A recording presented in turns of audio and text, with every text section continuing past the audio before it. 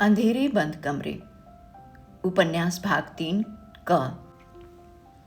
रचनाकार हैं मोहन राकेश जी। हवा में कहीं एक कोहिनूर झिलमिलाता है। सुबह सुबह हजारों साइकिलें शहर की विभिन्न बस्तियों से निकलती हैं और शाम को थकी हारी उन्हीं बस्तियों को लौट जाती हैं। ओल्ड्समोबाइल से लेकर डॉज किंग्सवे तक सैकड़ों तरह की गाड़ियां यहां से वहां भटकती हैं। Harding road, Sundarnagar, Chanakyapuri, north avenue, south avenue, Janpath, Rajpath, old mill road, Parliament street, Connaught place, Connaught circus. इस होड़ में हर व्यक्ति हर दूसरे व्यक्ति का प्रतिद्वंदी है। हर एक का हर एक के साथ युद्ध है। हर एक का घर उसकी अपनी गजनी है। गाड़ियों के पहिए कोलतार की सड़कों पर घिसते जाते हैं। सप्रू हाउस से विज्ञान भवन, विज्ञान भवन से अशोका, अशोका से चेम्सफोर्ड क्लब, चेम्सफोर्ड क्लब से लाल किला।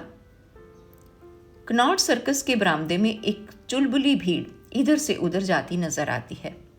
कई रंग एक साथ आंखों के सामने बिखरते और एक बहाव में बहते चले जाते हैं। चुस्त कपड़ों में किसी का गदराया हुआ शरीर संभाले नहीं संभलता और बाहर को बिखर बिखर जाना चाहता है। किसी की लंबी लंबी उंगलियां आसपास की सारी भीड़ को जिसे सहलाती हुई चलती हैं। बस के पीछे दौड़ते हुए एक बाबू की रेसगाड़ी बिखर जाती है और वह शर्मिंदा होकर उसे उठाने लगता है। 40 की रफ्तार से आता हुआ फटफटिया उसे बस इंच भर बचाकर निकल जाता है। बस स्टॉप पर एक और बस आ जाती है। बाबू को अपनी रेसगाड़ी में से एक चवन्नी नहीं मिल रही। वह अपनी चवन्नी भी ढूंढना चाहता है और क्यू में अपनी जगह भी बनाए रखना चाहता है।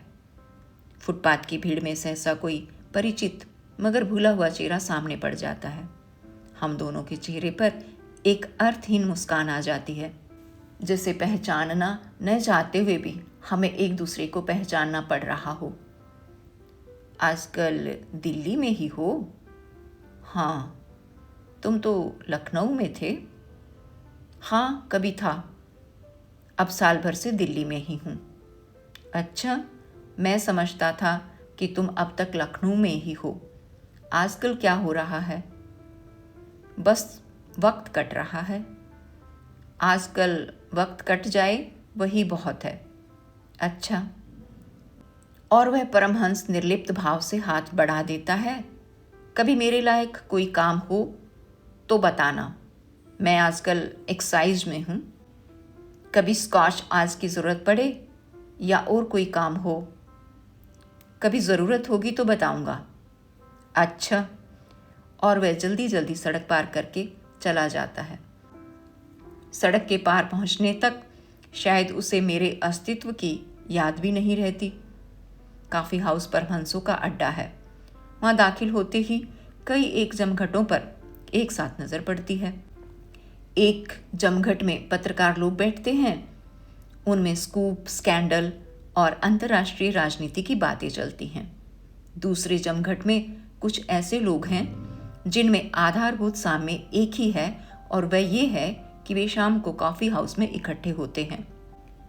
इनमें सुंदर जुनेजा वीटा रोज की कंपनी का डिस्ट्रीब्यूशंस इंचार्ज है। श्याम मल्होत्रा लाइफ इंश्योरेंस का एजेंट है। जयदेव उर्फ गंदा इंजन सैनिटेशन के महकमे में नौकर है। भद्रसेन मकानों और ज़मीनों की दलाली करता है। चौधरी कई काम करता है। टेंडर देकर सरकार को माल सप्लाई करता है। फौलाद और कोयले का कोटा लेकर ब्लैक मार्केट में बेचता है। मोटरों का बीमा करता है और पासपोर्टों के संबंध में हर तरह की जानकारी रखता है। ये लोग हर रोज़ एक जगह बैठकर यही बातें करते हैं जो इन्होंने इससे पहले की थी या उससे पहले दिन की थी। मल्होत्रा एक कोहनी मेज पर रखे तिरछी नज़र से आने जाने वालों को देखता हुआ अपने साथियों को साहिर लुधियानवी या फैज़ की नज़में सुनाता है। कहता है कि तुम नाहक टुकड़े टुकड़े चुन चुन कर, तुम नाहक टुकड़े चुन चुन कर दामन में बिछाए बैठे हो, और कि शीशों का मसैया कोई नहीं, शीशों का मसैया कोई नहीं, क्यों आस लगाए बैठे हो। उसके दोस्त इस तरह वाह वाह करते हैं जैसे वह रचना उसकी अपनी हो। मल्होत्रा का अंदाज तिरछे से और तिरछा होता जाता है और उसकी आवाज़ की गहराई बढ़ती जाती है। जब बात जयदेव उर्फ गंदे इंजन पर आती है तो वह अपनी पतली पतली मूंछों पर ताव देता हुआ अपने नाम और धंधे के अनुकूल चीज सुनाने लगता है। छल्ला सावी सीटी ओ छल्ला सावी सीटी। मोटा भदरसेन अपनी आंखें बंद करता है और खोलता है और बंद करता है। उसका भरा हुआ गोल चेहरा हंसी से और गोल होने लगता है तो वह कहता है, ये साला गंदा इंजन आज भी वैसा ही है जैसा लाहौर में था। इसमें 13 साल में जरा भी फर्क नहीं आया। इसकी जबान आज भी उतनी ही गंदी, उतनी ही मीठी है।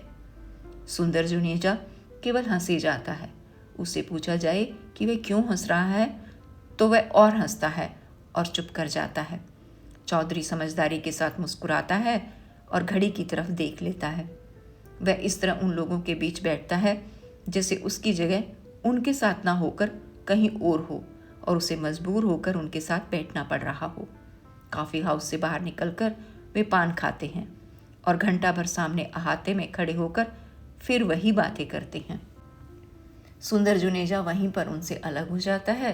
बाकी चारों चौधरी के घर जाकर शराब पीते हैं, उन्हीं बातों को फिर दोहराते हैं और अगले दिन फिर कॉफ़ी हाउस में मिलने का कार्यक्रम बनाकर अपने अपने घर चले जाते हैं।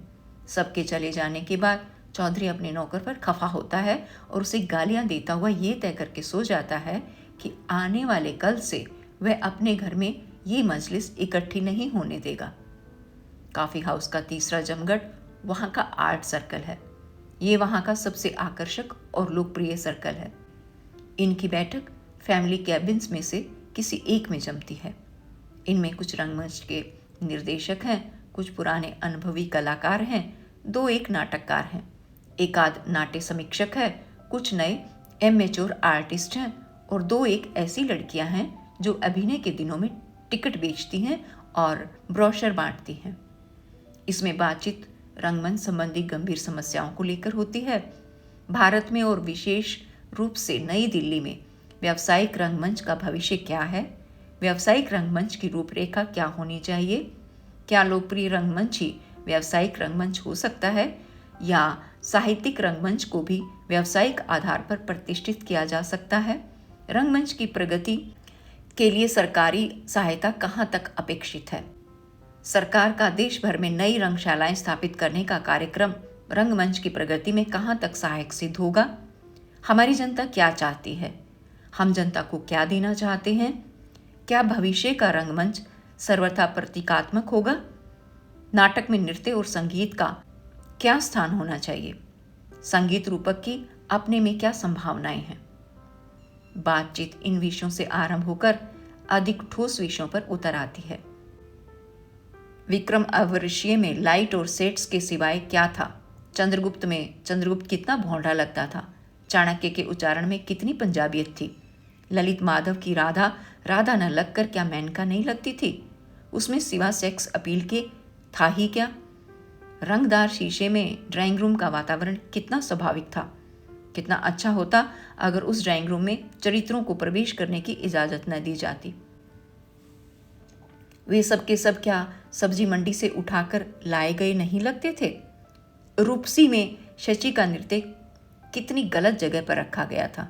मुगल दरबार क्या मुगल दरबार था, उसमें क्या मुगलकालीन वातावरण का जरा भी टच था। ऐसे नहीं लगता था जैसे वे भेड़ों का तबेला हो जहाँ कई कई भेड़ें एक साथ मिमिया रही हों। इस तरह के अभिनयों से क्या रंगमंच की प्रगति हो रही है। वीणी सहार का दुर्योधन देखा था, वह क्या ऐसे नहीं बोलता था जैसे कोई मंजन बेचने वाला अपने मंजन का इश्तिहार कर रहा हो। साहब हद हो गई। नाट्य समीक्षक सोमेंद्र बार बार अपने माथे पर हाथ मार लेता है। वीणी सहार वालों ने तो अच्छी भांडों की मंडली इकट्ठी कर रखी थी, किसी को इतनी भी समझ नहीं थी कि स्टेज पर उसे हिलना डुलना किस तरह चाहिए। ऐसे लगता था जैसे नाटक से कुछ ही देर पहले सब लोग चवन्नी चवन्नी देकर बाहर से इकट्ठे कर लिए गए हों। स्टेज कवरेज का उन्हें एक ही अर्थ आता था कि हाथ पैर पटकते हुए इस तरफ से उस तरफ चले जाएं और उस तरफ से इधर चले आए। कभी 10 आदमी इस कोने में जमा हो रहे हैं, कभी सब के सब बीच की तरफ कूच कर रहे हैं। मुझे तो कई बार लगता था कि मैं असली थिएटर ना देखकर मॉक थिएटर देख रहा हूँ। वैसे तो बहुत बहुत भोंडे नाटक देखे हैं, मगर इतना भोंडा नाटक आज तक नहीं देखा। अलकापुरी में वह नारद कौन बना था? शैलबाला कहती है। वह स्वयं 2 नाटक प्रोड्यूस कर चुकी है और नाटकों की चर्चा करते समय उसे हमेशा उनकी याद हो आती है। मेरे किसी नाटक में वह होता तो मैं पहले ही दिन उसे चुटिया से पकड़कर रिहर्सल रूम से बाहर निकाल देती। जिन लोगों का असली काम है कि बनिए की दुकान पर बैठकर अनाज तोले, वे भी एक्टर बनकर रंगमंच पर चले आते हैं। ये रंगमंच के साथ बलात्कार नहीं तो क्या है? मैं तो कहती हूँ कि ऐसे लोगों पर भी वही दफा लागू होनी चाहिए जो दूसरे बलात्कार करने वाले लोगों पर लागू होती है। ये लोग बल्कि और बुरे क्रिमिनल हैं। कला की पवित्रता, मैं कहती हूँ, एक स्त्री की पवित्रता से कहीं बड़ी और महत्वपूर्ण चीज है। आराम से शैल, आराम से, इतने जोर से नहीं। निर्देशक जहीर उसका कंधा थपथपा देता है। लोग सुनेंगे तो क्या कहेंगे? इस पर सब लोग जोर से ठहाका लगाते हैं। शैल कुछ झेंप जाती है और झेंप मिटाने के लिए जहीर की वहां पर मुक्के मारने लगती है। तुम तो जहीर इतने बुरे आदमी हो कि तुम्हारे साथ बैठकर बात करना गुनाह है। तुम सीरियस बात में भी अपनी हरकतों से बाज नहीं आते। मैंने सिर्फ तुम्हें चेतावनी दी है और क्या कहा है? जहीर कहता है। मैं तुम्हारा खैर ख्वाह हूं और तुम्हारी इज्जत का ख्याल रखना मेरा फर्ज है। मैं जानता हूं तुम जो बात कह रही थी बहुत भोलेपन से कह रही थी, मगर सुनने वाले तो सब तुम्हारी तरह भोले नहीं हैं। सब लोग फिर ठहाका लगाते हैं तो शैल भी साथ हंस देती है और कहती है, मैं जहीर आज से तुमसे बात भी नहीं करूंगी। तुम मेरा नहीं तो इन छोटी छोटी लड़कियों का तो लिहाज करना चाहिए। न जाने मन में क्या क्या विचार लेकर हमसे मिलती हैं। बेचारियों के दिमाग क्यों स्पॉइल करते हो? छोटी लड़कियां अर्थात मीना और सुदर्शन, जो रंगमंच के शौक से नई नई उस सर्कल में आने लगी हैं, थोड़ा शर्माकर एक दूसरे की तरफ देखती हैं और नजरें झुका लेती हैं। नाटककार सुखवंत, जो हर चौथे महीने विदेश यात्रा के लिए जाता है और विदेशी कला और संस्कृति के संबंध में बहुत अधिकार के साथ बात करता है, काफी गंभीर होकर कहता है, इन लड़कियों के कॉम्प्लेक्स अगर दूर नहीं होंगे शैल, तो ये कुछ भी नहीं कर सकेंगी। इनमें लाइफ आनी चाहिए, लाइफ। और वह लाइफ इनमें कैसे आ सकती है? खूब खुल कर रहने और लोगों में घुल मिलकर जीने से। अगर ये लाइफ इनमें नहीं होगी तो ये सच्ची कलाकार नहीं बन सकेंगी। तुम ऐसी बात कहकर इनके मन में कॉम्प्लेक्स डाल रही हो। तुम्हें ऐसा नहीं करना चाहिए। ये लड़कियां अगर पेरिस, मैड्रिड या लंदन में होती तो इस जरा सी बात से आंखें झुकाकर न बैठ जाती। जो लड़कियां इतनी जरा सी बात पर अपनी आंखें सीधी नहीं रख सकती, वे रंगमंच पर आकर क्या करेंगी? तुम्हें इनके लिए ऐसी बातें कभी नहीं कहनी चाहिए। सुखवंत के उपदेश से शैल कुछ फीकी पड़ जाती है। लड़कियां चेष्टा कर कर अपनी झुकी हुई आंखें ऊपर उठा लेती हैं और जहीर सुखवंत की पीठ ठोक कर कहता है, शाबाश सुखवंत, तुमने खूब मेरी वकालत की। तुम वकालत ना करते तो इन लड़कियों के साथ मेरी भी आंखें शर्म से झुक जाती। आंखें झुकाकर रखना हिंदुस्तानी लड़कियों के लिए शर्म की बात नहीं है, फक्र की बात है। शैल फिर कहती है, तुम्हें पेरिस और मैड्रिड की लड़कियों पर नाज है तो मुझे अपनी इन हिंदुस्तानी लड़कियों पर नाज है। मैं कभी नहीं चाहूंगी कि ये लड़कियां भी उन लड़कियों की तरह बेशर्म हो जाएं। इस पर मीना और सुदर्शन कुछ असमंजस में पड़कर एक दूसरे की तरफ देखती हैं। उन्हें समझ नहीं आता कि उन्होंने अपनी झुकी हुई आंखों को उठाकर अच्छा किया है या बुरा किया है।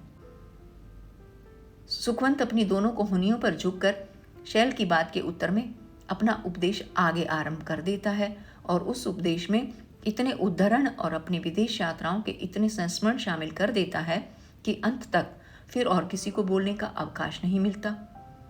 पीछे की तरफ एक जमघट में कुछ लेखक, कवि और आलोचक बैठते हैं। इनकी बातचीत का संबंध प्राय नए साहित्य से होता है। नई कविता के माने क्या हैं? नई कहानी कहाँ तक नई कही जा सकती है? किसकी नई कहानी कम नई है और किसकी ज़्यादा नई? किसने किसकी रचना के संबंध में कहाँ क्या लिखा है? उस लेखक की ओर से उसका क्या उत्तर आया है? इस महीने किस किस नई पुस्तक का विज्ञापन निकला है। विज्ञापनों से हटकर बात नई कॉन्शियसनेस पर आ जाती है। आज के साहित्य में नई कॉन्शियसनेस का प्रतिनिधित्व कहाँ तक हो रहा है? अन्य कलाओं की नई कॉन्शियसनेस से साहित्य क्या अछूता रह सकता है? किन किन लेखकों में वास्तविक नई कॉन्शियसनेस के लक्षण विद्यमान हैं और किन किन में नहीं है? किन किन की नई कॉन्शियसनेस वास्तविक है और किन किन की सिर्फ बाहरी है? कौन लोग नई कॉन्शियसनेस का जामा ओढ़कर भी पुरानी कॉन्शियसनेस को ही अपनी रचनाओं में अभिव्यक्त कर रहे हैं? एक नई सेंसिटिविटी किस तरह नई कॉन्शियसनेस की अनिवार्य शर्त है? इनमें कलकत्ता से आया हुआ जनक सुखाड़िया अकेला आदमी है जो कवि, लेखक या आलोचक नहीं है। वह ऐसा विरक्त जीव है कि कॉफी हाउस में बैठकर भी कॉफी नहीं पीता। उनकी आंखें हर समय लाल रहती हैं, जाने अनिद्रा के कारण या ऐसे ही। दाढ़ी 2-2 हफ्ते की बड़ी होती है और सिर के बाल लगभग खड़े रहते हैं। वह बहुत गंभीर होकर ये बातें सुनता है। सुनते हुए उसके चेहरे का भाव ऐसा हो जाता है जैसे उसकी आंखों के सामने उसे धोखा दिया जा रहा हो। जब उससे नहीं सहा जाता तो वह बीच में बोल पड़ता है, चह चह चह। मेरी समझ में नहीं आता कि ये नई कॉन्शियसनेस किस चिड़िया का नाम है। दुनिया को धोखा देने के लिए लोग नए नए फैशन निकाल लेते हैं और ये नई कॉन्शियसनेस आज का फैशन है और कुछ नहीं। नई कॉन्शियसनेस, हाँ।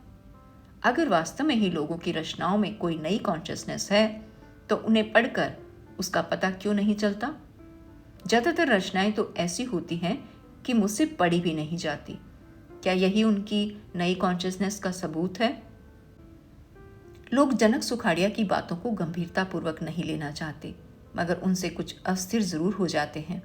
उसकी बातें इस तरह होती हैं जैसे चलते अभिनय में सहसा कोई व्यक्ति नेपथ्य में मंच पर चला आए और वहां पर खड़े चरित्रों को कंधे से पकड़कर कहने लगे कि बालकराम, सुखराम सेठी और चंद्रकला, तुम लोग अपने को कण्व, दुष्यंत और शकुंतला कहकर लोगों को धोखा क्यों दे रहे हो?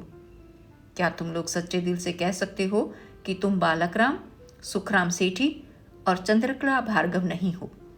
तुम अपनी दाढ़ी मूंछ और मेकअप उतार दो तो लोगों को पता चल जाए कि असल में तुम लोग कौन हो। लोग क्या इतने अंधे हैं कि तुम्हें कण्व, दुष्यंत और शकुंतला मान लेंगे? कवि, कहानीकार और आलोचक सुखाड़िया की बातों से कुछ क्षुब्ध हो उठते हैं। उसे नेपथ्य से मंच पर आने का अधिकार किसने दिया है? क्या वह उनके साथ अपनी मित्रता का अनुचित लाभ नहीं उठाता? कल का छोकरा, उसे नई कॉन्शियसनेस का पता ही क्या है?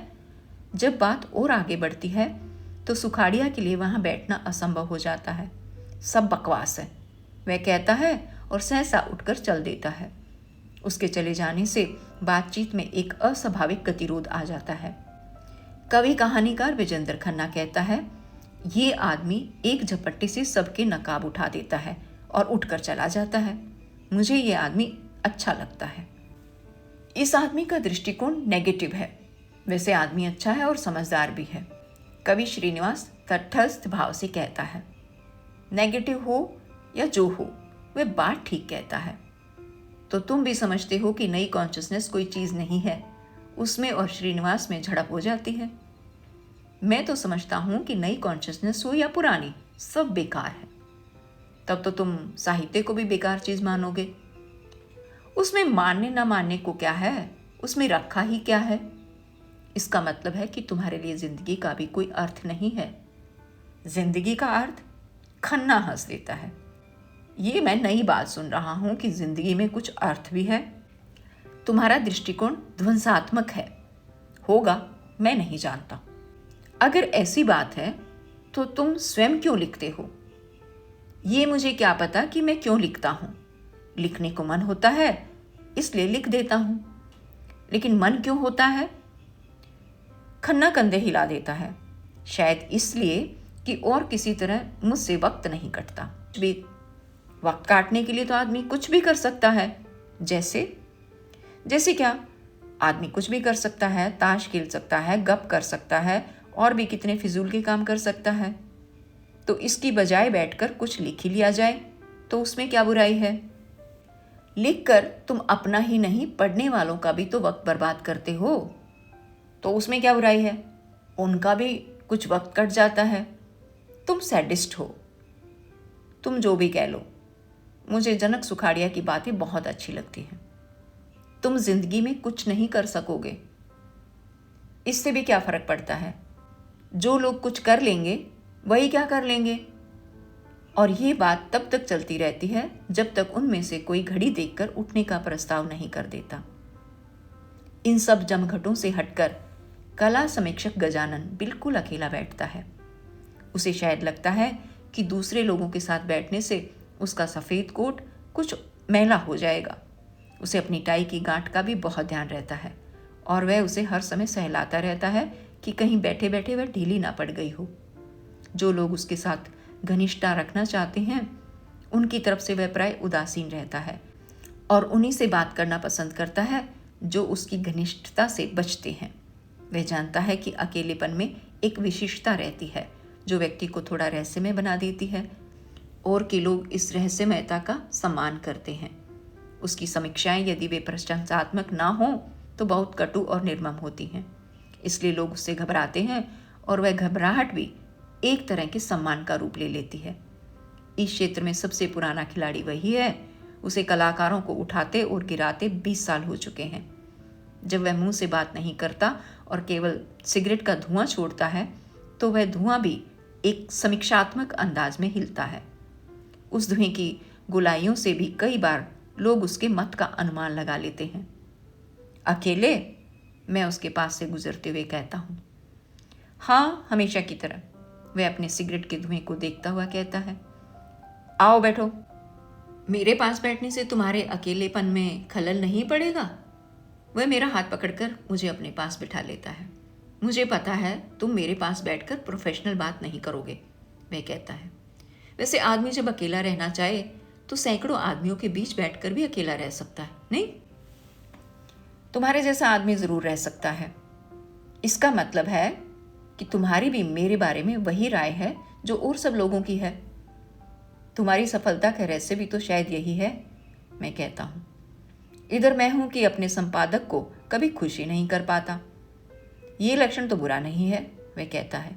मैंने 20 साल में 5 संपादकों के नीचे काम किया है और आज तक उनमें से एक भी मुझसे खुश नहीं रहा। तो क्या ख्याल है कि एक दिन हम दोनों एक एक टिप्पणी अपने संपादकों पर लिखें? इस तरह लिखने की बात हो तो मैं ना जाने किस किस पर टिप्पणी लिखना चाहूंगा, वह हंसकर कहता है। हर दूसरा आदमी जिससे मैं मिलता हूं उस पर मेरा मन होगा कि एक टिप्पणी लिख दूं। मैं जिससे भी मिलता हूं लगता है वह एक छीना झपटी में पड़ा है। लोगों ने इसे एक सुंदर सा नाम भी दे रखा है, व्यक्तिगत सुख की खोज। वह सुख की खोज क्या है? झूठ बोलो, काम से बचो, जैसे भी हो पैसा जमा करो और अधिकार पाने के लिए कुछ भी कुर्बान कर दो।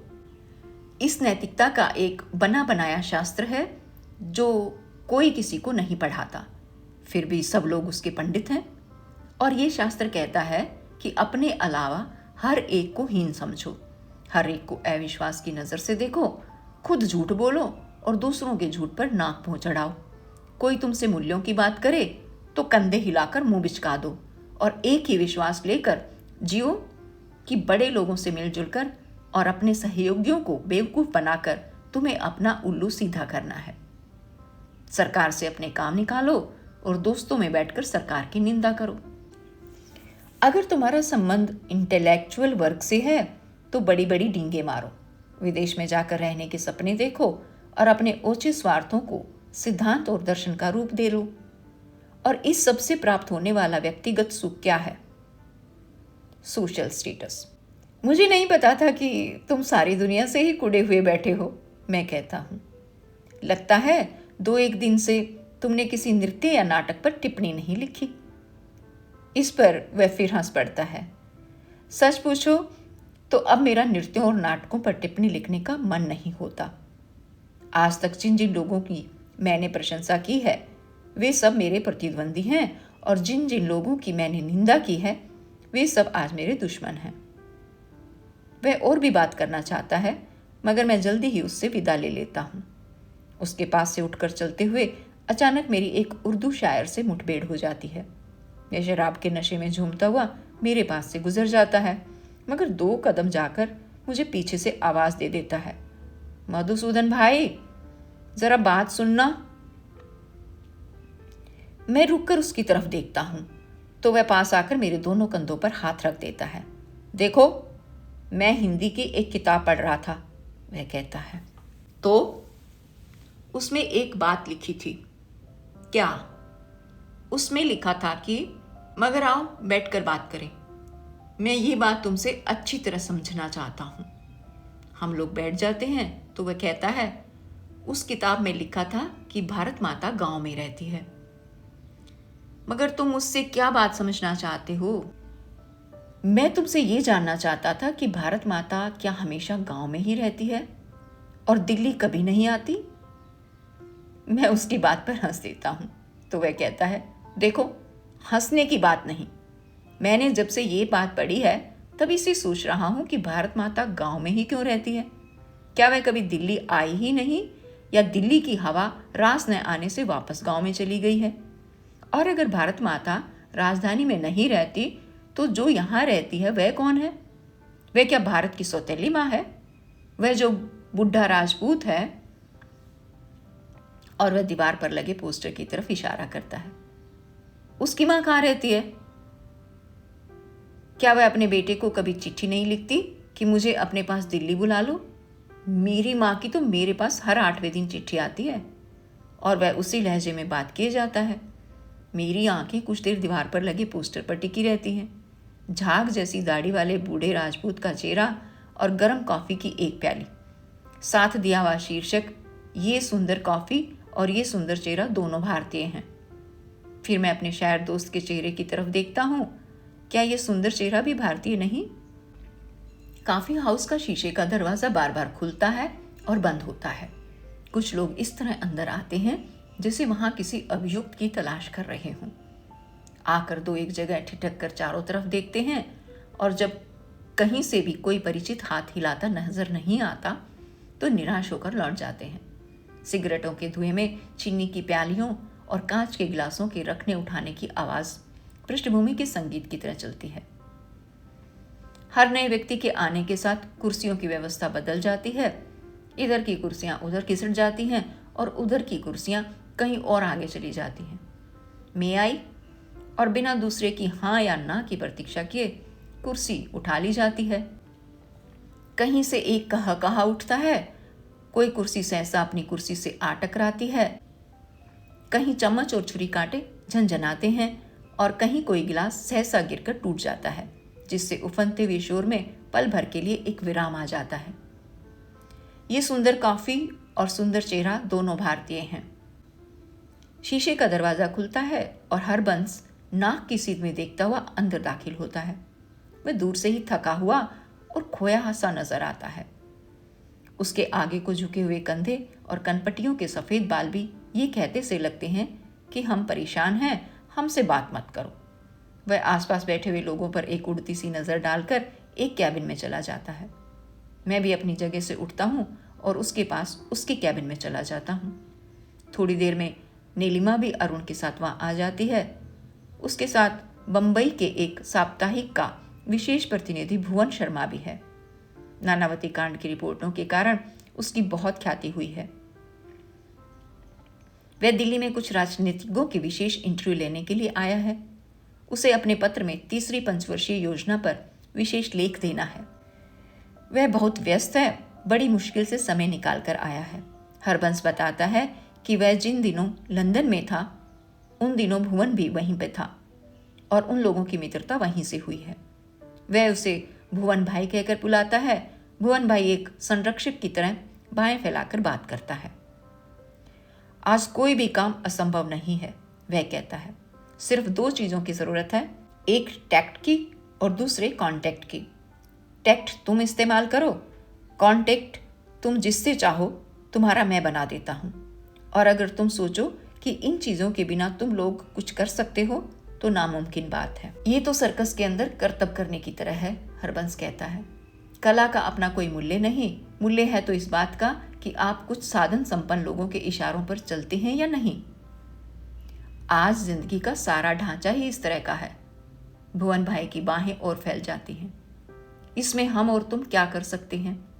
आज वह जमाना नहीं है जब योग्यता, मेहनत और ईमानदारी का कोई मूल्य था।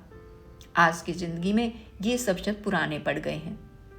जिसके हाथ में साधन है वह दूसरों को अपने ढंग से नचा सकता है। तब आपको उसके चाबुक का भी सम्मान करना होगा। आप चाबुक खाकर भी उसके आगे दुम हिला सकते हैं और उसके बताए हुए करतब कर सकते हैं तो ठीक है। आपकी खुराक आपके लिए हाजिर है, और अगर नहीं तो आप भूखे रहिए। जंगल का रास्ता भी आपके लिए खुला नहीं है।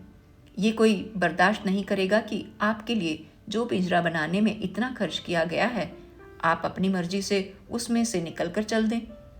और अगर आप किसी तरह निकल भी जाएं, तो जंगल में जाकर भी आपको पता चलेगा कि वहां की घास भी उन्हीं ठेकेदारों की खरीदी हुई है और आपको उसमें मुंह मारने का हक नहीं है।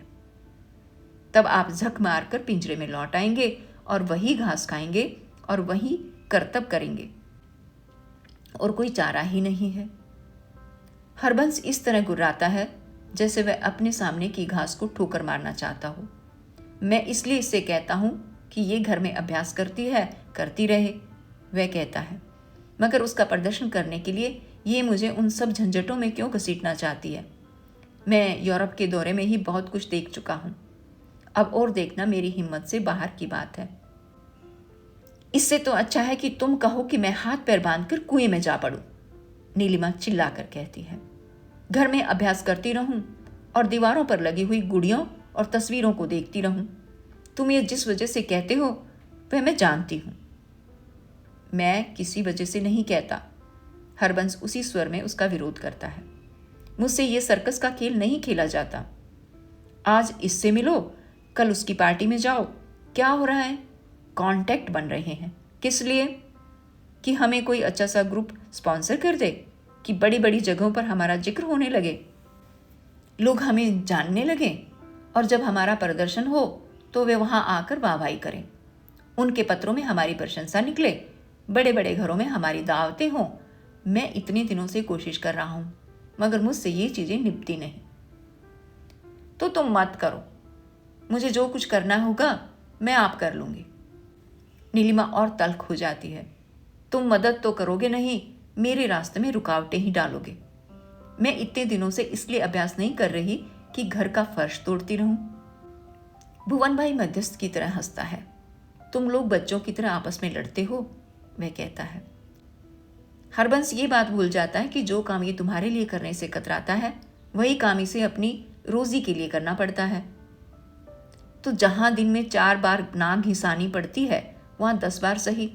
इससे नाक और मजबूती होती है। क्यों भाई मधुसूदन? मैं तिरछे रास्ते से बात में से निकलने की कोशिश करता हूं। हो सकता है आप ठीक कहते हो। मुझे अभी आप जितना तजर्बा नहीं है। देखा, लोग बातचीत में भी कितनी सावधानी बरतते हैं। भुवन भाई मेरे ऊपर पिल पड़ता है। लोग आजकल दोस्तों में बैठकर भी इस तरह तोल तोल कर बातें करते हैं जैसे अदालत के कटघरे में खड़े होकर बयान दे रहे हों। जहां आपस में इतना संदेह और विश्वास हो, वहां नाक को मजबूत किए बिना काम कैसे चल सकता है? आपको जीना है और ठीक ढंग से जीना है तो आपको बेशर्मी का सबक पढ़ना पड़ेगा। आपको अपना एक रैकेट बनाना पड़ेगा। अगर आपका कोई रैकेट नहीं है तो समझ लीजिए कि आप बिना बुनियाद के खड़े हैं। जो चाहे आपको गिराकर आगे बढ़ सकता है। आप सफलता चाहते हैं, प्रसिद्धि चाहते हैं, पैसा चाहते हैं, तो अपना एक रैकेट बनाइए या नाक लंबी करके किसी बड़े से रैकेट में घुस जाइए। अगर आपका रैकेट मजबूत है तो लोग आपसे डरेंगे, आपकी इज्जत करेंगे और आपके घटिया से घटिया काम में भी महत्ता के बीच खोज निकालेंगे। और आपका रैकेट नहीं है तो आप चाहे कितनी कलाबाजियां दिखाइए, लोग उन्हें देखेंगे भी नहीं, और देखेंगे तो देखकर हंस देंगे। जो हंसेंगे नहीं वे संरक्षकों की तरह आपको बताएंगे कि आप में कहाँ क्या कमी है। वही काम जो इस समय मैं कर रहा हूँ। और वह हंसता है। नीलिमा भी हंसकर कहती है, भुवन भाई बातें बहुत अच्छी करते हैं। मैं सच बात कहता हूँ, भुवन भाई कहता है। तुम लोग आज नहीं तो कल समझोगे, मगर तब तक बाजी तुम्हारे हाथ से निकल जाएगी और तुम सिर्फ मुंह देखने के लिए रह जाओगे। पिछले 8-10 सालों में जितने लोगों का कुछ नाम हुआ है और जिनकी आज गिनती की जाती है, तुम उनमें से किसी एक को भी ले लो। हर एक का अपना रैकेट है। इनमें से कई रैकेट कुछ बड़ी बड़ी संस्थाओं के हाथों में है। जिसका रैकेट जितना बड़ा है वह आदमी भी उतना ही बड़ा है। ये एक पुरानी कहावत नहीं है कि बड़े बनने के लिए बड़ों के कदमों के निशान देखने चाहिए। एक व्यक्ति है जो इस बीच बिल्कुल गंभीर बना रहता है, अरुण। वह चुपचाप अपना पनीर का सैंडविच चबाए जाता है। सहसा वह सैंडविच छोड़कर उठ खड़ा होता है। मम्मी मैं पान ले आऊं? वह कहता है। अपने लिए भी लाऊंगा और बिन्नी के लिए भी। और वह गर्व के साथ अपनी छोटी सी जेब में हाथ डाले हुए बाहर चला जाता है। कॉफी हाउस से निकलते हुए दरवाजे के पास शुद्ध खादी का पाजामा कुर्ता पहने एक युवक मेरा रास्ता रोक लेता है। कहिए मधुसूदन जी, क्या हाल चाल है? वह बहुत शिष्टता के साथ कहता है। मैं गौर से उसे देखता हूँ और सहसा मेरे मुंह से निकल पड़ता है, अरे बतरा तुम, ये तुम्हारा कायाकल्प कैसे हो गया? मैं आजकल राजनीतिक काम कर रहा हूँ। वह उसी शिष्टता के साथ कहता है। आप आजकल कहाँ हैं? मैं न्यू हैरलैंड में हूँ। तुमने इरावती से काम छोड़ दिया? वह बहुत शिष्ट ढंग से मुस्कुराता है। नहीं, वह पत्रिका मेरे ही पास है। तुम्हारे पास? मैंने 1.5 साल हुआ वह पत्रिका बाल भास्कर से खरीद ली थी। अच्छा, मुझे विश्वास नहीं होता कि वह सच कह रहा है। और बाल भास्कर आजकल क्या कर रहा है? वह आजकल बड़े बिजनेस में है। जमीनों के ठेके लेकर कॉलोनियां बनवा रहा है। और वह बाल भास्कर की बनवाई हुई 2-1 कॉलोनियों के नाम गिना देता है। बहुत बड़े चक्कर में है वह।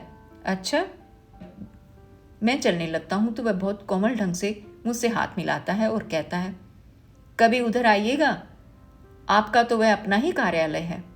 हाँ हाँ, कभी जरूर आऊंगा। मुझे बहुत बहुत खुशी होगी। और वह थोड़ा झुक कर विदा लेता है और कुर्ते की आस्तीन ठीक करता हुआ अंदर चला जाता है। बाहर आने पर मुझे लेखकों, कवियों और आलोचकों की मंडली साइकिल स्टैंड के पास खड़ी मिलती है। वहां क्षण की अनुभूति और अनुभूति के क्षण को लेकर वाद विवाद चल रहा है।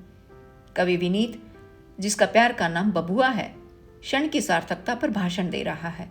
विजेंद्र खन्ना अपनी मोटरसाइकिल पर बैठा हुआ भी जमीन पर पैर रखकर रुका हुआ है। एक क्षण से दूसरे क्षण तक मेरा अवचेतन न जाने अनुभूति के किन किन स्तरों पर से गुजर जाता है, विनीत कह रहा है। और उसके एक एक स्तर पर भी न जाने कितनी गहराइयां हैं। यदि मैं अपनी रचना में उनमें से किसी एक भी गहराई का ठीक से उद्घाटन कर पाता हूं तो मैं अपने प्रति भी ईमानदार हूं और उस क्षण के प्रति भी, क्योंकि मैं किसी बाह्य प्रभाव से चालित नहीं हूं। उससे अगले क्षण यदि मैं अनुभूति के किसी और स्तर पर हूं जो मुझे पहले स्तर से विपरीत ले जाता है तो मेरी ईमानदारी की मांग है कि मैं उसी स्तर से अपने को अभिव्यक्त करूं। यदि मैं अपनी रचना में बाहर के प्रभावों से मुक्त नहीं रह पाता। विजेंद्र खन्ना की मोटरसाइकिल चल पड़ती है। कोई उससे पूछता है, जा रहे हो? मुझे भूख लगाई है, विजेंद्र कहता है। उसकी मोटरसाइकिल सामने से आते हुए पैदल व्यक्ति को बचाकर आगे निकल जाती है।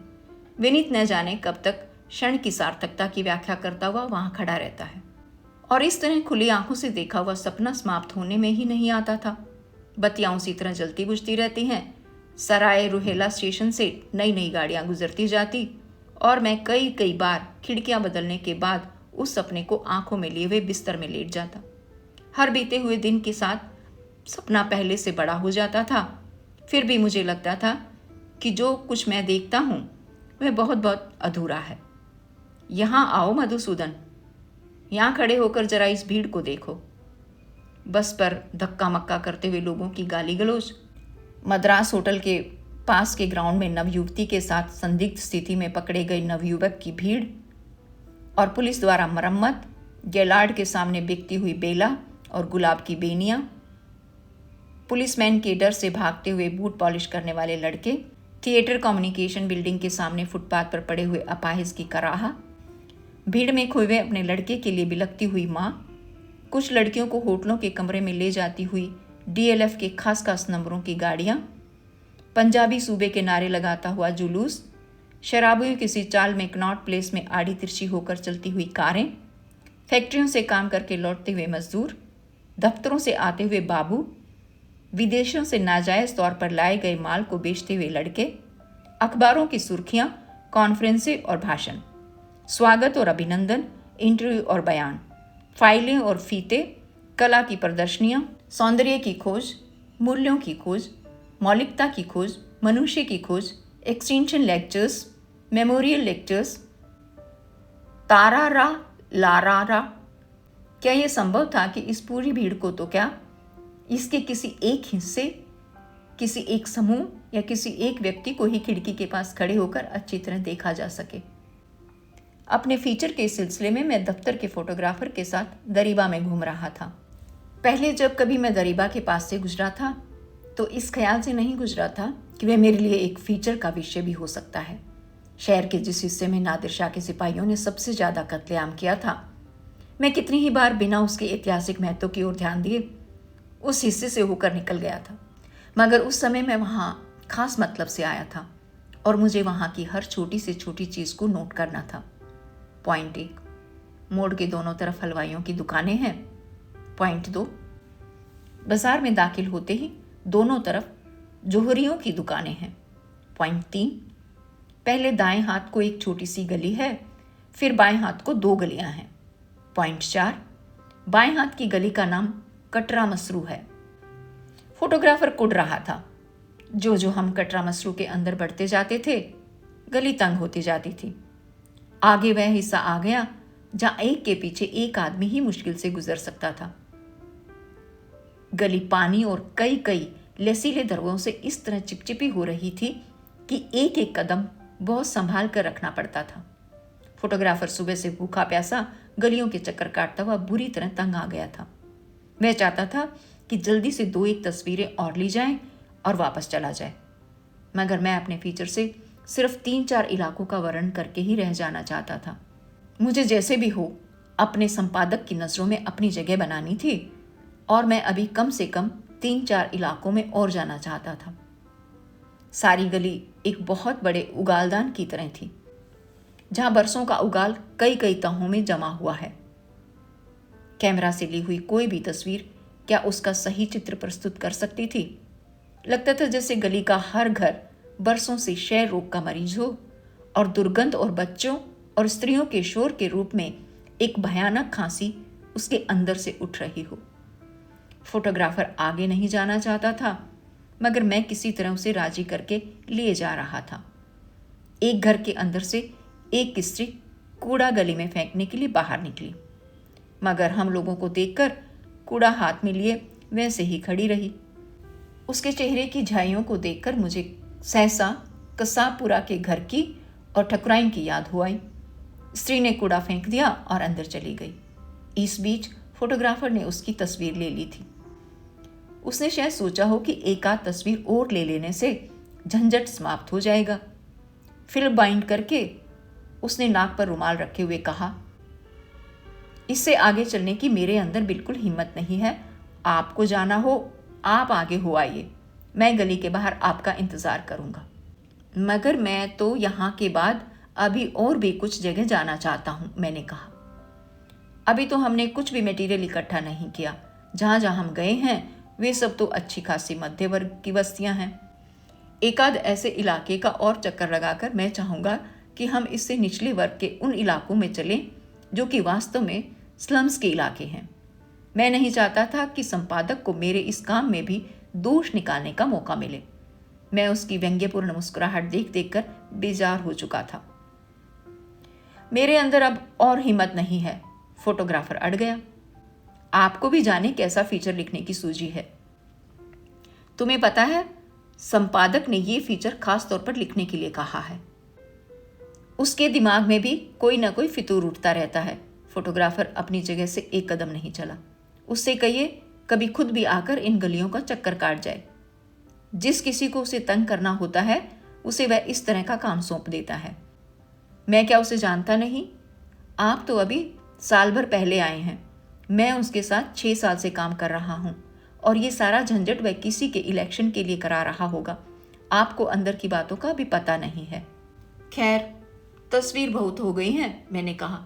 तुम वापस जाना चाहो तो जाओ, मगर मुझे फीचर के लिए कुछ और मटेरियल भी चाहिए। मैं कुछ देर और चक्कर लगाकर वापस आऊँगा। अगर दे सकूँ तो अपना छोटा कैमरा मुझे दे दो। ज़रूरत हुई तो एक आध तस्वीर मैं खुद ले लूँगा। फोटोग्राफर इस बुरी तरह उस काम से उकताया हुआ था कि उसने झट अपना छोटा कैमरा उतार कर मुझे दे दिया। मैं पहले कहीं जाकर चाय की एक प्याली पीऊँगा, उसने कहा।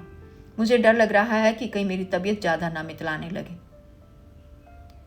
उस गली से बाहर आकर जब फोटोग्राफर चला गया तो मैंने डायरी में कुछ नोट्स लिखे और सोचने लगा कि अब मुझे किस इलाके की तरफ चलना चाहिए।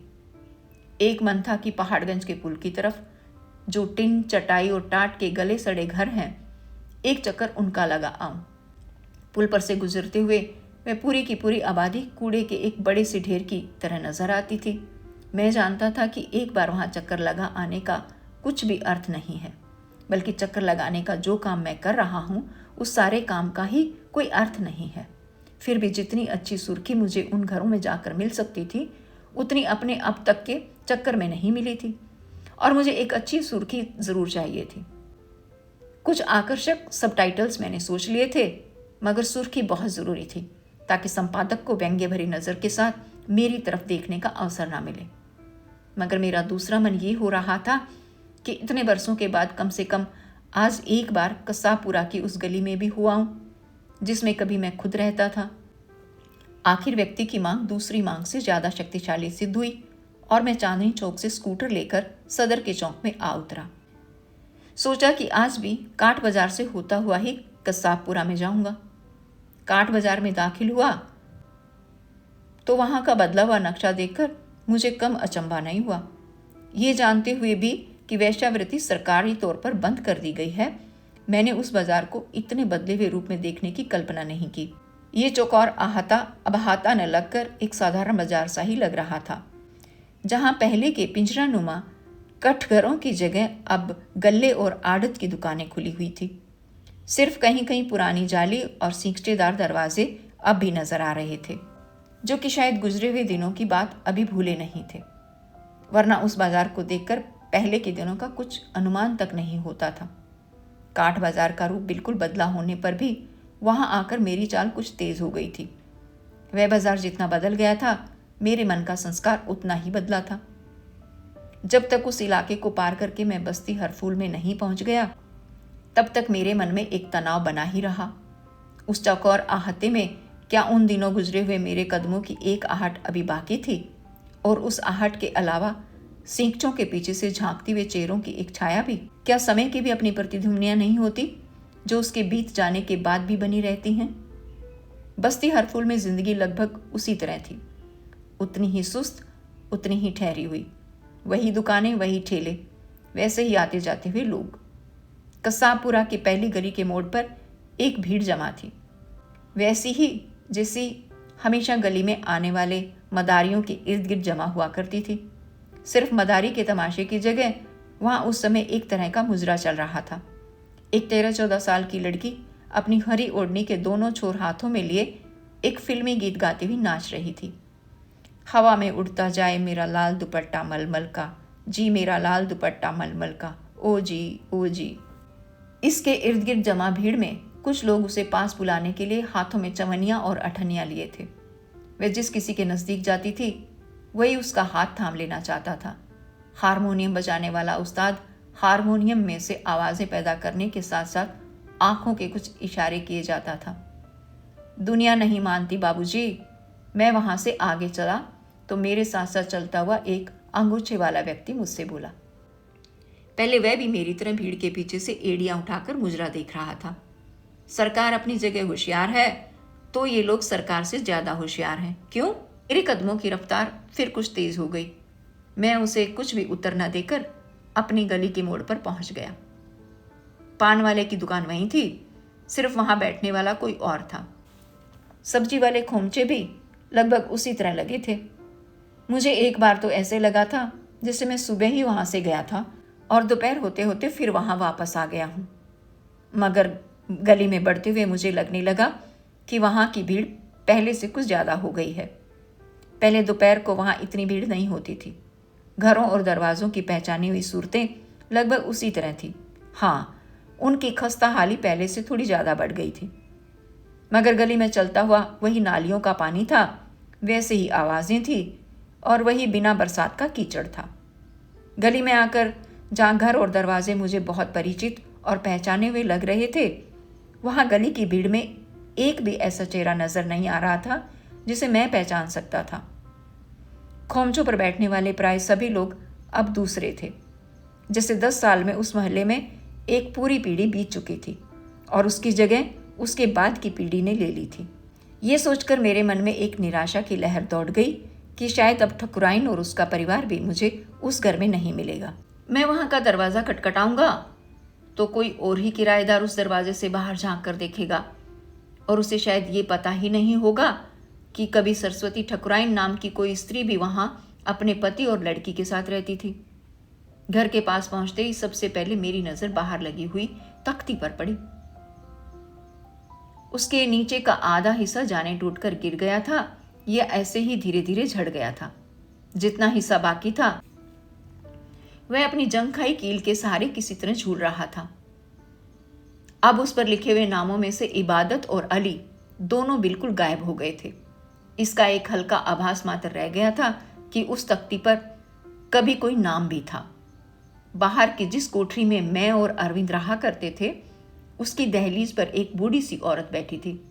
उसे देखते ही मेरे कदम सहसा लौटने को हो गए, मगर एक बार कोठरी को अंदर से देखने का मोह मुझसे नहीं रोका गया और मैंने उस औरत के पास जाकर पूछ लिया कि वहां पहले जो एक ठाकुर साहब रहते थे वे आजकल कहाँ हैं। वह औरत पल भर ध्यान से मेरे चेहरे को देखती रही और फिर सहसा बोली, अरे लाला तुम हो, अपनी भाभी को पहचाना नहीं क्या?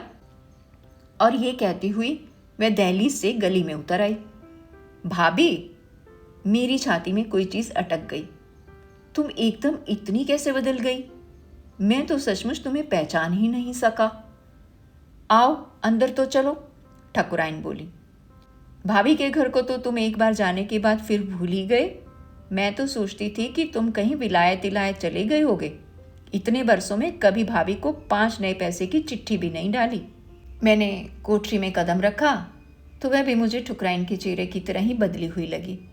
उसका पलस्तर इतनी जगह से उतर चुका था कि जो 2-4 टुकड़े बचे थे वे बहुत अस्वाभाविक रूप से वहां चिपकाए गए से लगते थे। छत की कड़ियां बिल्कुल स्याह पड़ चुकी थी। दीवारों पर जगह जगह गेरू से स्वस्तिक बने थे और राम नाम लिखा था। दोनों कोठरियों के बीच का दरवाजा चौखट समेत बाहर को झूल आया था। सारी कोठरी में एक इस तरह की गंध फैली थी जैसी पुराने कपड़ों के ढेर में से आती है। एक चीज जो उस कोठरी को फिर भी बहुत परिचित बना रही थी वह थी ऊपर से आती हुई स्त्रियों के लड़ने की आवाज। मुझे लगा जैसे 10 साल से वह लड़ाई लगातार उसी तरह चल रही हो और अभी तक उसका फैसला ना हुआ हो। दिल्ली कब आए हो? ठकुराइन ने पूछा। मुझे ये बताते हुए संकोच हुआ कि मुझे यहाँ आए 1 साल हो गया है। अभी थोड़े ही दिन हुए आया हूँ, मैंने कहा। मैंने फिर यही नौकरी कर ली है। अच्छा? ठकुराइन ने जाने कहाँ से निकालकर एक पुराना स्याह पड़ा हुआ मोढ़ा मेरे बैठने के लिए रख दिया और कहा, बैठो। हमारे लिए तो यही बहुत है कि तुम्हें हम गरीबों की याद तो आई। इस बार कहाँ घर लिया है? करोल बाग के पास एक जगह कमरा ले रखा है। हाँ भैया, अब तुम भाभी के पास इस तरह के कबाड़ खाने में थोड़े ही रहोगे। तब भाभी के दिन फिर भी अच्छे थे, अब तो भाभी का भाग ऐसा उल्टा है कि बस। नहीं भाभी, आजकल मेरा दफ्तर उस तरफ है ना। मुझे समझ नहीं आ रहा था कि उससे क्या कहूँ। ठकुराइन की आवाज़ में भी पहले से कुछ फर्क आ गया था, जैसे उसके गले के सुरों में से 2-1 सुर टूट गए हों। मैं लगातार उसके चेहरे की तरफ देख रहा था कि ठकुराइन इस अरसे में सचमुच बूढ़ी हो गई है या मुद्दत के बाद देखने से मेरी आंखों को ही ऐसा लग रहा है। ठाकुर साहब तो आजकल भी उसी दफ्तर में काम करते हैं ना? मैंने पूछा। ठकुराइन की बुढ़ियाई सी आंखें पल भर के लिए मिची मिची सी हो रही और उसने कहा, तुम्हारे भैया तो लाला दूसरे ही दफ्तर में चले गए। वो होते तो तुम भाभी की आज ये हालत देखते। अब तो तुम्हारी भाभी को कोई पानी पूछने वाला भी नहीं है।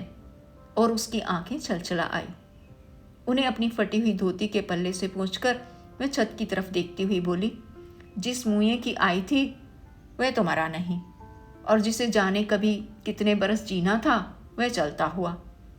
और वह विस्तार के साथ बताने लगी कि मियाँ इबादत अली उन दिनों बहुत बीमार था। सारी सारी रात उसे बुरी तरह खांसी आती थी हकीम ने कह दिया था कि वह अब 2-4 दिन से ज़्यादा नहीं बचेगा।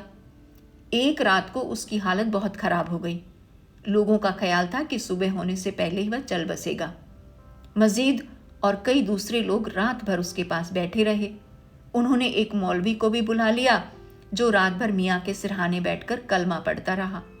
उन्होंने उसे दफनाने ले जाने के लिए भी इंतज़ाम कर लिया था। मगर जाने लाला, उस मौलवी ने कलमा पढ़कर क्या जादू किया कि दिन भी चढ़ गया, रात भी हो गई, मगर वह मरदूद फिर भी सांस लेता रहा। उसी रात तुम्हारे भैया को दमे का दौरा पड़ गया। शिकायत तो उन्हें पहले से थी, मगर दौरा पड़ता भी था और ठीक भी हो जाता था। मगर उस दिन जो वार हुआ वह ऐसा कि कहे कि मैं तुम्हारी जान ही लेकर छोड़ूंगा। सो 4-5 दिन में मियाँ तो भला चंगा होकर बैठ गया और तुम्हारे भैया हमें छोड़कर चलते हुए। आज तो उन्हें गुजरे भी 3 साल हो गए और मियाँ आज भी भला चंगा उसी तरह खाता पीता है। मैं जब भी उसे देखती हूँ तो मेरी छाती पर सांप लौट जाता है। मन करता है कि मुए की लकड़ी छीनकर मुए को गली में धक्का दे दूं।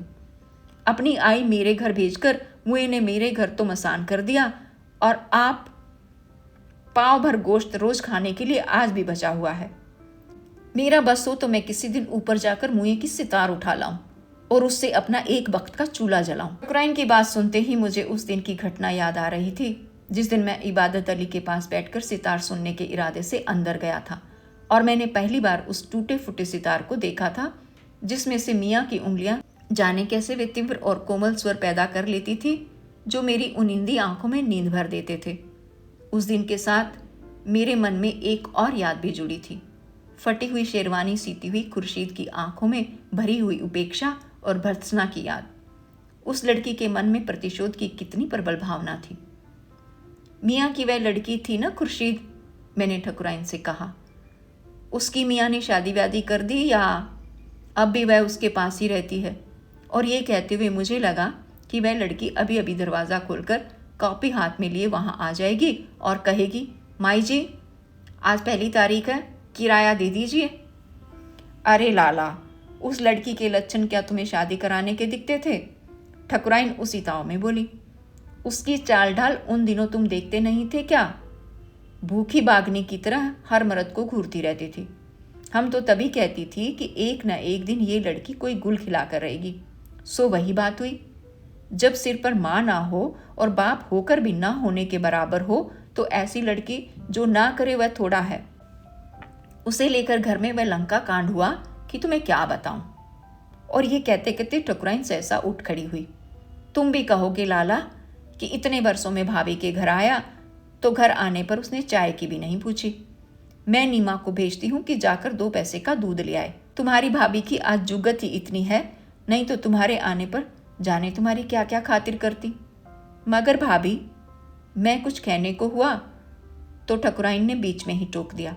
ना लाला, मैं तुम्हारे मुंह से ना नहीं सुनूंगी। तुम्हारी भाभी गरीब है तो क्या तुम्हें 2 पैसे की चाय भी नहीं पिला सकती? तुम्हें सौगंध लगे अगर तुम मना करो तो। और वह झूलते हुए चौखट को पार करके अंदर की कोठरी में चली गई और कुछ ही देर में गिलास लिए और निम्मा की बाह पकड़े बाहर आ गई। निम्मा हंस भी रही थी और संकोच से अपनी बाह भी छुड़ा रही थी। देखो लाला, पहचानते हो इसे? ठकुराइन आकर मुझसे बोली। जब तुम यहाँ रहते थे तो ये इतनी सी थी, अब देखो कितनी बड़ी हो गई है। लड़की और अनार का पेड़, इन्हें बढ़ने में कितनी देर लगती है? निम्मा ने एक उड़ती हुई नज़र मेरे चेहरे पर डाली, जल्दी से हाथ जोड़े और माँ के हाथ से गिलास लेकर गली में उतर गई। ठकुराइन ने अपनी जगह पर आकर कहा, कितनी सयानी लगने लगी है। हाँ, मैं तो इसे पहचान ही नहीं सका, मैंने कहा। उन दिनों तो ये मिट्टी खाया करती थी और गली में खेला करती थी। अब तो भैया मुझे इसी की चिंता खाई जाती है। ठकुराइन के चेहरे की झुर्रियाँ गहरी हो गई। वो आप तो रहे नहीं कि कहीं देखभाल करके इसकी शादी कर देते। मेरे पास जो तिनका पत्ता था वह उनके बाद हम दोनों जनी खा पी गई। अब तो राम जी का ही भरोसा है। हम दोनों जनी 4 घरों में जाकर बर्तन मलती हैं तो रोटी का टुकड़ा मुंह में जाता है। इतनी बड़ी मूरत को लोगों के घरों में भेजते मेरे मन में होल उठता है। तुम जानते ही हो आजकल जमाना कैसा आ रहा है। अपने संगों का भरोसा नहीं, दूसरों की तो बात ही क्या है। मेरी आंखें पल भर के लिए नीचे झुकी रही। कहीं ठकुराइन का इशारा 10 साल पहले की उस घटना की ओर तो नहीं था जिसकी वजह से मैं ये घर छोड़कर चला गया था, मगर ठकुराइन के चेहरे पर या बात के लहजे में कहीं शिकायत का भाव नहीं था। घर में जवान लड़की तो भैया कांच की इमारत होती है, वह फिर बोली। इसे टूटते कितनी देर लगती है? कोई एक बात भी कह दे तो माँ बाप का मरना हो जाता है। मैं इसलिए आगे की कोठरी में कोई किराएदार भी नहीं रखती। एक को साधु महात्मा समझकर रख लिया था तो वह भी एक मुस्टंडा निकला। ये देखो, दीवारों पर उसी महात्मा ने अपना चरित्र लिख रखा है। सवेरे शाम राम नाम का जाप करता था और धुनी रमाता था। मैं सोचती थी घर में इतना धर्म कर्म होता है तो उसका कुछ फल हमें भी मिलेगा। मैं क्या जानती थी कि फल मिलेगा तो ऐसा कि बस याद रहे। ऊपर से तो धर्म कर्म और अंदर से मुए का दिल भी धूनी की लकड़ी की तरह काला।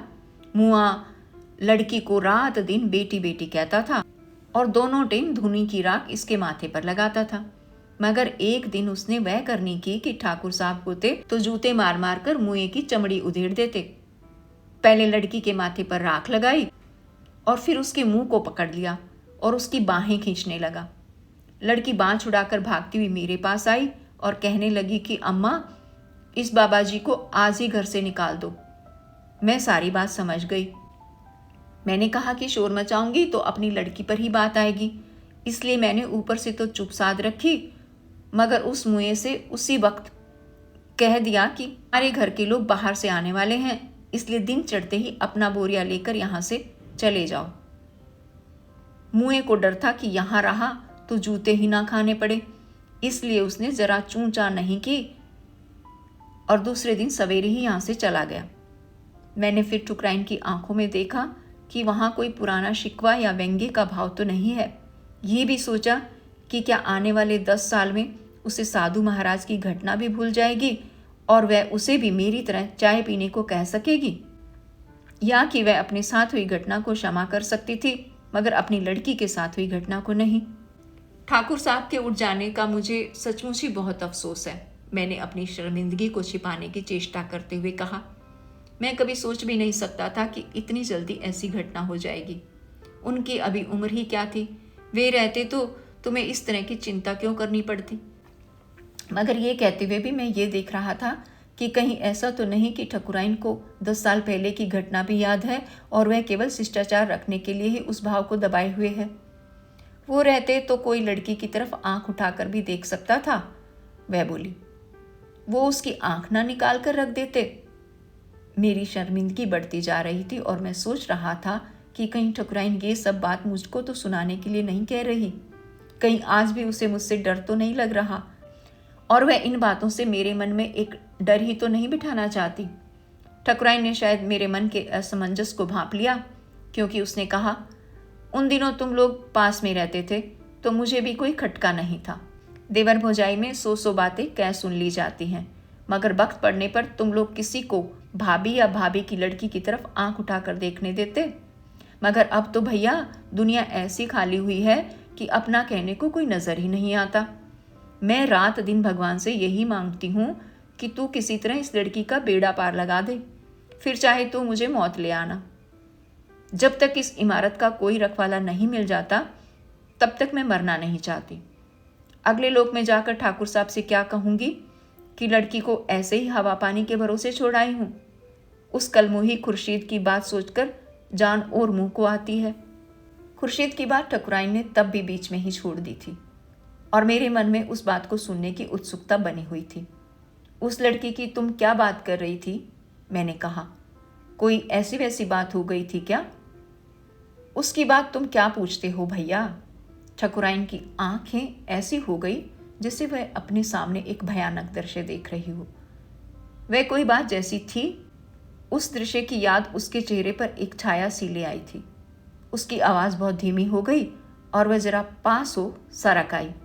पहले 2-3 महीने तो किसी को पता नहीं चला, मगर हमें कुछ शक जरूर हो गया कि क्या बात है जो अब पहले की तरह दबंग होकर किराया नहीं मांगती।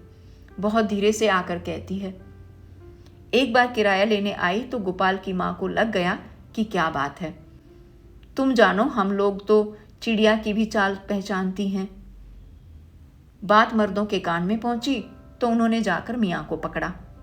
इस पर यहाँ वह बखेड़ा हुआ कि तुम्हें क्या बताऊं।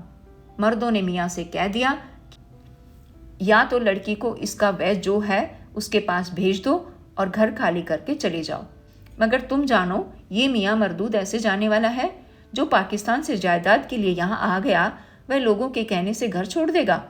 कहने लगा कि मेरी लड़की को कुछ नहीं है, अगर हो भी तो आप लोगों को दखल देने का कोई हक नहीं है। मैं न तो अपनी लड़की को छोड़ सकता हूँ और न ही अपना घर छोड़कर जा सकता हूँ। निकलेगी तो इस घर से मेरी लाश ही निकलेगी। उस दिन मर्दों ने इसके साथ वह बुरी की कि क्या बताऊं, आगे पीछे की सब कसर निकाल दी। बंता सिंह ने तो इसकी दाढ़ी तक नोच ली, मगर वह अपने हट पर अड़ा रहा कि चाहे जो हो जाए, मैं न लड़की को भेजूंगा और न ही घर छोड़कर कहीं जाऊंगा। अच्छा, उस स्थिति की कल्पना से मेरी रोंगटे खड़े हो गए। एक दिन तो इसी चींची में निकल गया। मर्दों ने उससे कह दिया कि सुबह तक तुमने कुछ न किया तो हमें तुम्हारे साथ जबरदस्ती करनी पड़ेगी। हम अपनी बेटियों और बहुओं के बीच ऐसी लड़की को नहीं रहने दे सकते। हम लोग बहुत डर रही थी कि कहीं इससे खार खाकर साथ की गली के मुसलमान दंगा ही ना शुरू कर दें। रात को हम लोगों को ठीक से नींद भी नहीं आई। मैंने अपने सब दरवाजे अंदर से बंद रखे, मगर सवेरे उठते ही पता चला कि वह लड़की रातों रात जाने कहाँ चली गई है। बाप को भी बताकर नहीं गई। वह दिन भर माथा पीट पीट कर रोता रहा। कोई कहता था कि जमुना में कूद मरी है, कोई कहता था कि अपने उसी के साथ भागकर पाकिस्तान चली गई है, कोई कुछ कहता था, कोई कुछ, मगर चली गई। इसी से हमने शुक्र किया कि बला टली। नहीं जाने यहाँ क्या क्या हो जाता और किस किस की जान जाती। उसके जाने के बाद मियाँ ने उसके बारे में पूछताछ नहीं की। वह कई दिन अपनी कोठरी से बाहर ही नहीं निकला, वहीं पड़ा रहा और रोता रहा। हमको तरस भी बहुत आता था कि रांड को जाना ही था तो बाप को भी साथ ले जाती। इस बुढ़ापे में उसकी रोटी बनाने वाला भी कौन है जिसके भरोसे उसे छोड़ गई। उसके बाद तो मियाँ को ऐसा लकवा मारा कि न उठे बैठे, न खाए पिए और न कभी सितार बजाए। अब थोड़े दिनों से फिर रात को अपनी टुन टुन करने लगा है। रोटी कसाईयों के ढाबे में जाकर खाता है। कई बार तो सारी सारी रात सितार बजाने में लगा रहता है, जैसे अपने साथ दूसरों की नींद से भी दुश्मनी हो। मगर अब कोई उससे कुछ पूछता नहीं है। वह भी इस घर में किसी से बात नहीं करता।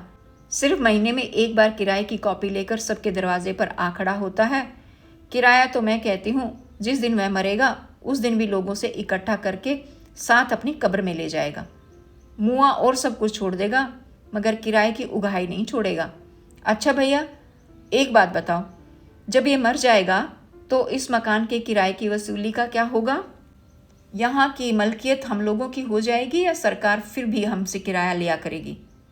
मेरे सिर पर तो पहले ही 6 महीने का किराया चढ़ा हुआ है। ठाकुर साहब के बाद से हम 2 वक्त की रोटी मुश्किल से खाते हैं, किराया कहाँ से दें? मुए ने अपनी आई मेरे घर भेज दी। मेरे लिए तो वह भूत के समान है। जिस दिन मरेगा उस दिन मैं 5 पैसों का प्रसाद चढ़ाऊंगी। कोठरी में दोपहर भी शाम की तरह उदास और भारी लग रही थी। वहाँ की हर चीज़ वीरान और उजड़ी हुई सी हो रही थी। उस कोठरी में पहले ऐसे क्या था जो अब नहीं रहा था? न जाने क्यों मुझे वह पहले से कहीं ज़्यादा खाली और अकेली महसूस हो रही थी। निम्मा दूध का गिलास लिए हुए आ गई। धूप से उसका चेहरा तमतमाया हुआ था। उसकी कमीज के आधे बटन खुले थे। इतनी बड़ी होकर भी उसे शरीर का होश रखना नहीं आया था। ठकुराइन ने गिलास उसके हाथ से लेकर उसे अपने पास बिठा लिया। मरी, तू इन्हें पहचानती नहीं? नीमा मुंह खोलकर मुस्कुराई और उसने सिर हिला दिया। हाँ, पहचानोगी कैसे नहीं, ठकुराइन बोली। तुम ही भैया, हमें भूल जाओ तो भूल जाओ, हम लोग थोड़े ही तुम्हें भूल सकती हैं। यहाँ से जाकर ना तो तुमने चिट्ठी लिखी, ना ही अरविंद भैया ने लिखी। तुम लोग तो भैया विलायत वालों से जान पहचान रखोगे, हम लोगों की याद भी तुम्हें कैसे आ सकती है? नीमा खोजती हुई नज़र से मेरे चेहरे की तरफ देख रही थी। वे शायद समझना चाहती थी कि विलायत वालों से जान पहचान रखने वाला व्यक्ति कैसा होता है। तू इनके लिए चाय बना कर लाएगी कि मैं जाऊं? ठकुराइन ने उससे कहा तो वह तुरंत उठ खड़ी हुई। मैं बना कर ला रही हूँ, उसने कहा और गिलास लिए हुए वहाँ से चली गई। उन दिनों गुड़ियों पटोलों से खेलती थी और अब देखो कितनी होशियार हो गई है, ठकुराइन एक ऊँसवास में बोली। वैसे अभी 16 की हुई है, मगर लगता है जैसे 18-20 को छू रही हो। भैया, तुम्हारी तो इतनी जान पहचान है, तुम इसके लिए कोई लड़का नहीं बता सकते? मैं तुम्हारा जिंदगी भर एहसान मानूंगी, यही सोचकर कि बिना बाप की लड़की है, तुम इसके लिए कुछ खोज खबर करो। कोई 70-80 कमाने वाला लड़का हो जिसे लेने देने का लोभ ना हो, तो मैं इसके हाथ पीले करके निश्चिंत हो जाऊं। ये जो जो बढ़ती जाती है, मेरी जान घटती जाती है। तुम्हारे पास तो सैकड़ों काम करते होंगे, उनमें कोई अच्छा लड़का तुम्हारी नज़र में हो तो उससे बात करो। मुझे जात पात का भी कोई विचार नहीं, ये विचार अब रहे ही कहाँ हैं। कहना मेरे अपने रिश्ते में ही एक लड़की है। मैं पता करूँगा, मैंने कहा, ये जानते हुए भी कि मैं सिर्फ टाल रहा हूँ और आज के बाद दूसरी बार शायद मैं इस तरफ आऊँगा भी नहीं। मगर ठकुराइन इतने से ही काफ़ी आश्वस्त हो गई। झूठ का सहारा भी आखिर सहारा तो होता ही है। ज़रूर पता करना भैया। ठकुराइन थोड़ा और पास को सरक आई। लड़का लड़की को देखकर हाँ करना चाहे तो मैं दिखा भी दूंगी। आजकल की जो रीत है वही तो हमें करनी पड़ेगी। तुम जानो, आजकल लड़के लड़की देखे बगैर शादी नहीं करते। लड़की देखने में तो ठीक ही लगती है, नहीं? मैं पता करूँगा। मैंने फिर वही बात कह दी। हाँ भैया, तुम इसका काम ज़रूर करा दो, मैं तुम्हारे पाँव पकड़ने को तैयार हूँ। ठकुराइन सचमुच पाँव पकड़ने लगी तो मैंने उसे हाथ से पकड़कर रोक दिया। ना ना भाभी, ये तुम क्या कर रही हो? मैंने कहा है कि मैं ज़रूर पता करूँगा। ठकुराइन कुछ देर चुप रहकर मुझे देखती रही। उसकी आंखें भर आई थी, जाने स्नेह या आभार से। कोई लड़का है तुम्हारी नज़र में? उसने पूछा। नहीं है तो नहीं, मगर पता तो किया जा सकता है, मैंने कहा। वे कुछ देर न जाने क्या सोचती रही, फिर बोली, तुम अपने लिए कोई मेम ले आए कि नहीं? नहीं, अभी नहीं। मैंने एक खोखली हंसी के साथ कहा, कोई मेम मुझे पसंद ही नहीं करती। हाँ, पसंद नहीं करती। ठकुराइन अपने हाथ को झटक कर बोली, झूठे कहीं के। मेरी कोई मेम वाकिफ नहीं तो मैं कल ही तुम्हारा उससे ब्याह करा दूं। अरविंद मेरे जाने के बाद कितने दिन यहाँ रहा था। मैंने चाहा कि ये शादी ब्याह का विषय किसी तरह बदल जाए। तुम्हारे जाने के 6 महीने बाद वे भी यहाँ से चले गए थे, ठकुराइन बोली। और तुम्हारी तरह उन्होंने भी जाकर फिर कभी सूद नहीं ली कि हम लोग जीते हैं या मर खप गए। और उसके बाद ही वह तुरंत पहले प्रकरण पर लौट आई। अब साल 6 महीने में तुम इस लड़की का कुछ करा दो, फिर चाहे मैं मर खप भी जाऊं। ये 7वीं तक पढ़ी थी, आगे मैं इसे नहीं पढ़ा सकी। अगर इस तरह कोई ना मिले तो तुम ठीक समझो तो मैं इसे फिर स्कूल में दाखिल करा दूं और 11वीं करा दूं। अब तो सुना है 10वीं की 11वीं होने लगी है। मुँहे गरीबों का 1 साल और खराब करते हैं, और क्या। मैंने फिर चेष्टा की कि बात उस प्रकरण से हट जाए, मगर ठकुराइन लड़की के बारे में मुझे पूरी जानकारी देती रही। लड़की बहुत होशियार है, सब काम बहुत समझदारी से करती है, गली में चलती है तो आंखें नीचे करके, कभी किसी की तरफ देखती भी नहीं, थोड़ी बहुत कढ़ाई भी कर लेती है। पढ़ती थी तो अपनी क्लास में दूसरी तीसरी आया करती थी। भैया, तुम कभी कभी आ जाया करो। इसके अलावा वह मुझसे अनुरोध करती रही। मुझे हौसला रहेगा कि मेरा भी दुनिया में कोई अपना है। तुम्हें लड़के की तसल्ली हो जाए तो तुम ही मेरी तरफ से हाँ कर देना। लड़के को चाहे कभी अपने साथ ही ले आना, वह आप ही देख लेगा कि लड़की में क्या क्या गुण हैं। वह और कोई चीज़ सिखाने को कहे तो मैं इसे सिखा दूंगी। मैं कहती हूँ बस किसी तरह इसका पार लग जाए। निम्मा चाय ले आई। उसका चेहरा पहले से लाल हो रहा था। वह चाय का गिलास मेरे सामने रखकर जल्दी से वापस लौट गई। ठकुराइन हंसने लगी। मेरी ब्याह की बात से ही शर्माने लगी, वह बोली। उधर से सब सुन रही थी। इसे कान रस बहुत है, मैं इससे बचकर किसी से एक बात भी नहीं कर सकती। और फिर उसने प्यार से आवाज़ दी, निम्मो। निम्मो नहीं आई तो फिर उसने आवाज़ दी, मरी इधर आ, बात सुन। निम्मा दुपट्टे का पल्ला मुंह में लिए बीच की चौखट के पास आकर खड़ी हो गई। उसके बटन उसी तरह खुले थे। कमीज वैसे ही कई जगह से मैली और फटी हुई थी। सलवार ऊंची बंधी होने से उसके खुश्क टखने बाहर नजर आ रहे थे। उसकी कमीज इस तरह हिल रही थी जैसे वह बहुत तेज दौड़कर आई हो और उसकी सांस फूल रही हो। अम्मा, किसी चीज़ की ज़रूरत हो तो दे जाऊं? उसने पल्ला मुंह से निकाल कर कहा और उसे फिर उसी तरह दबा लिया। क्यों लाला, खाने को कुछ मंगवाऊं? ठकुराइन ने पूछा। नहीं भाभी, मुझे देर हो रही है, अब मैं चलूँगा, बस जल्दी से चाय पी लूँ। मैं गिलास उठाकर जल्दी जल्दी चाय के घूंट भरने लगा। मुझे अपने से खौफ हो रही थी कि दफ्तर से किसी काम के लिए आया हूँ और यहाँ आकर क्या झक मार रहा हूँ। फोटोग्राफर से अलग होने के बाद मैंने किया ही क्या था। उसका कैमरा कंधे पर डालकर ले आया था और तस्वीर अब तक एक भी नहीं ली थी। अम्मा, इनसे कहो ये मशीन से हमारी तस्वीर खींच दे, निम्मा बोली। हम अपनी तस्वीर शीशे में जड़ाकर दीवार पर लगाएंगे। मरी जाने कितना खर्च होता है तस्वीर खींचने में, ठकुराइन बोली। तस्वीर ऐसे ही थोड़ी खिंच जाती है। इसमें फिल्म नहीं है, फिल्म होती तो मैं खींच देता, मैंने कहा। मन एक बार झुंझला उठा कि उसकी एक तस्वीर खींच ही देता तो क्या था, मगर फिर सोचा कि ठीक ही तो है, वह कैमरा मैं प्रोफेशनल काम के लिए लाया हूँ या इस तरह की तस्वीर खींचने के लिए। अपने फीचर में मैं निम्मा की तस्वीर को किस तरह इस्तेमाल कर सकता हूँ, मगर मेरा एक मन ये भी था कि उस घर की सीढ़ियाँ चढ़कर ऊपर की कोठरी में जाऊँ और वहाँ टूटी चारपाई पर पड़े हुए मियाँ इबादत अली की एक तस्वीर ले लूँ। उस तस्वीर का तो मैं प्रोफेशनल तौर पर इस्तेमाल कर सकता था। उस पर तो बल्कि एक बहुत अच्छा शीर्षक भी दिया जा सकता था। साथ के विवरण में मियाँ इबादत अली के पाकिस्तान जाने और लौट कर आने की बात और उसकी लड़की खुर्शीद का किस्सा भी दिया जा सकता था। इससे फीचर काफ़ी रोचक बन सकता था, मगर निम्मा के सामने बोला हुआ झूठ मेरी मजबूरी बन गया था। मैं अब इबादत अली की तस्वीर कैसे ले सकता था।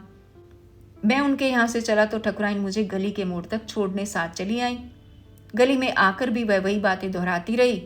लड़की के ब्याह पर वह ज़्यादा नहीं मगर 400-500 रुपये खर्च करेगी ही।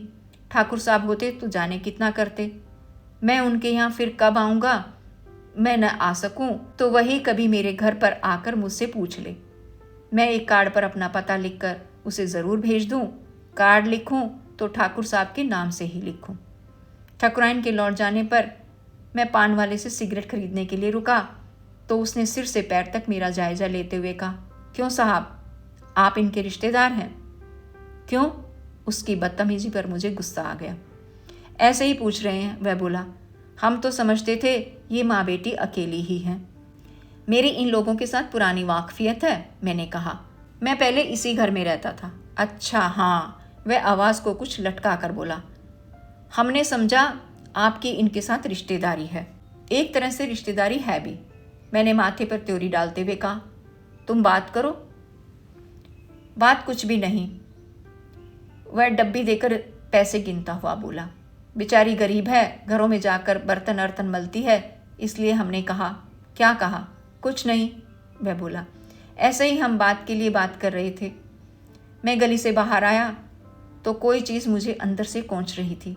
मुझे लग रहा था कि वहाँ और भी कुछ था जिसकी मुझे तस्वीर लेनी थी, मगर मैं नहीं ले सका था।